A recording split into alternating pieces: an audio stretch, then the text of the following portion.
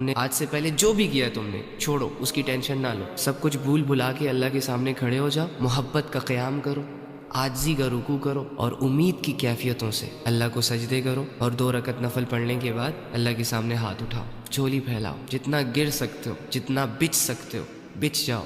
اللہ کے سامنے، جتنی عاجزی ہے تمہارے اندر ساری اللہ کے سامنے رکھ دو، اور اللہ سے کہو کہ اللہ بہت بڑے بڑے گناہ لے کر آیا ہوں، اے اللہ بہت بڑی بڑی بغاوتیں لے کر آیا ہوں، جانے انجانے میں نے ہر وہ چیز کی جس سے تو نے منع کیا، کچھ لوگوں نے کروائی، کچھ اپنی مرضی سے کی، اے اللہ یہ چھپن چھپائی کی زندگی مجھ سے مزید نہیں جی جا رہی، میں اب تیرے سے جڑنا چاہتا ہوں، میں آیا ہوں اپنا جرم قبول کرنے، اپنے گناہوں کو معاف کروانے، کیونکہ ایک آیت میرے کانوں تک پہنچی ہے، اور میں اگر تم سے ایک پرسنل بات شیئر کروں اپنی، جب زندگی تنگ ہو چکی تھی مجھ پر، جب لوگ نہیں سمجھ رہے تھے مجھے، جب مجھے میرے گناہ اور میرے گندے اعمال ڈرا رہے تھے، تو قرآن کی اس آیت نے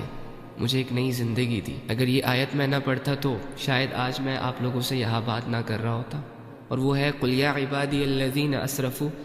عَلَىٰ أَنفُسِهِمْ لَا تَقْنَطُوا مِن رَحْمَةِ اللَّهِ کہ اے نبی میرے ان بندوں کے پاس جاؤ جنہوں نے اپنی جانوں پر ظلم کیا، گناہ کیے، بہت بڑے بڑے لیول کے،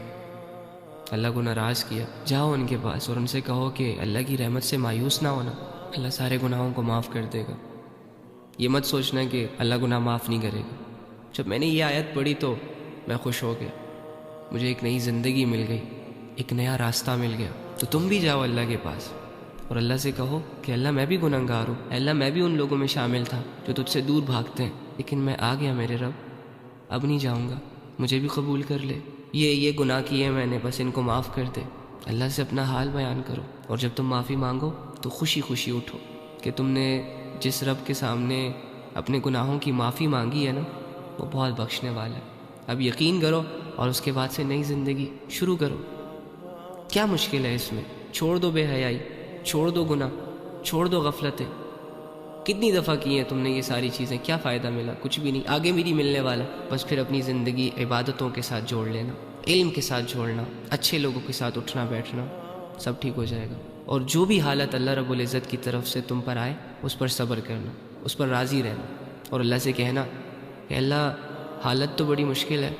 لیکن اگر اس مشکل حال میں تیری رضا مجھے مل رہی ہے تو اٹس اوکے، ٹھیک ہے۔ ہاں، دنیا کی پرواہ نہ کرو، اپنے آپ کو اللہ سے جوڑو گے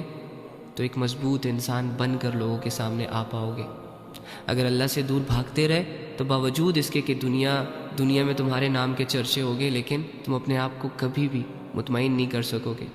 ٹھیک ہے۔ تو بس توبہ کریں گناہوں سے، رک جائیں بے حیائیوں سے، منہ